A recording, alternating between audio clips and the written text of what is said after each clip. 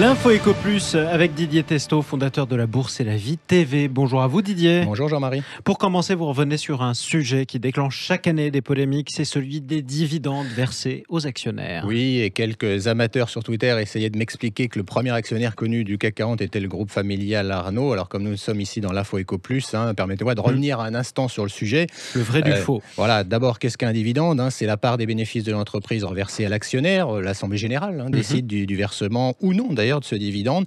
Plus souvent, il est versé en cash, mais l'entreprise peut aussi même proposer d'autres actions. Donc, on ne distribue pas de dividendes on ne distribue des dividendes quand l'entreprise se porte bien, bien entendu. Et ce fut, par exemple, avec la crise, à l'inverse. On a arrêté à un moment donné de distribuer des dividendes. Logique. Les entreprises, donc, ont pu le supprimer ou le déduire. Alors, deuxième chose, pour recevoir un dividende d'une société, une personne physique ou morale, doit être associée, bien sûr.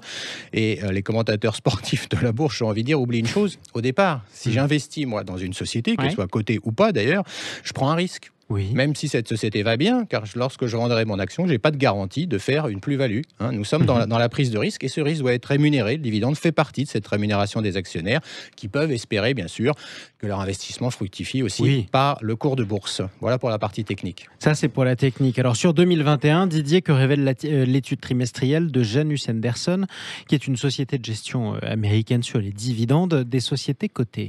Oui, et bien que ça se passe bien cette année, 403 milliards de dollars, plus 20% quasiment par rapport à 2020. C'est un niveau record au troisième trimestre, habituellement moins généreux. Mais il faut dire qu'on revient de loin, puisque avec la Covid avait effacé en quelque sorte les dividendes. Eh bien, les entreprises vont mieux sur le plan économique. Elles souhaitent remercier les actionnaires qui ont été patients lorsqu'ils avaient décidé justement un peu de serrer la ceinture l'année dernière quand le chiffre d'affaires ou les bénéfices n'étaient pas très évidents. Eh bien, la France aussi se retrouve bien dans sa position de plus gros payeur de dividendes en Europe sur le troisième trimestre. Comment ça se fait ? Alors, pareil, la France, parce que, effectivement, la France, elle a besoin des investisseurs étrangers.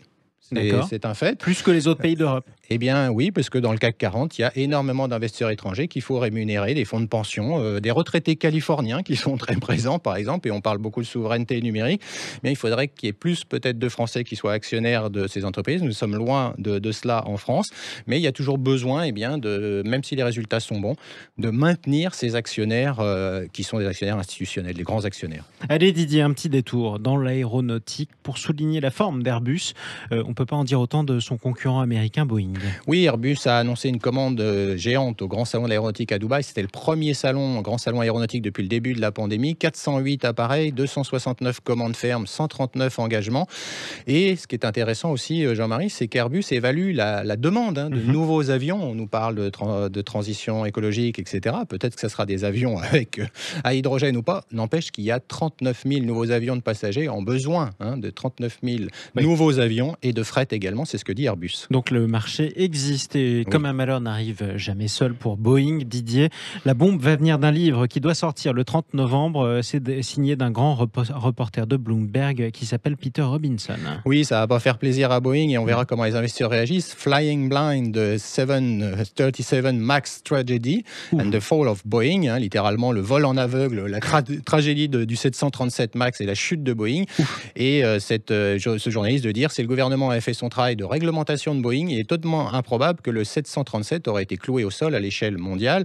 Boeing a construit un avion dangereux, a blâmé les pilotes lorsqu'il s'est écrasé. Pour ce journaliste spécialiste du secteur, depuis le premier crash du Boeing 737 MAX en 2008 et le deuxième, eh bien lui, il a écrit à plusieurs reprises sur la chute de Boeing, mais il dit « Je n'ai vraiment pas été préparé à quel point au fait que le mythe de Boeing s'était effondré. Le monde a besoin de nouveaux avions de ligne respectueux du climat. Boeing est en panne. » Alors il lance quand même une pique à Airbus. Ça va sonner à Toulouse. Airbus n'est pas beaucoup mieux. Il souffre d'une fuite de talent à mesure que les ingénieurs vieillissent et prennent leur retraite et a du mal à maintenir la qualité de ses produits actuels.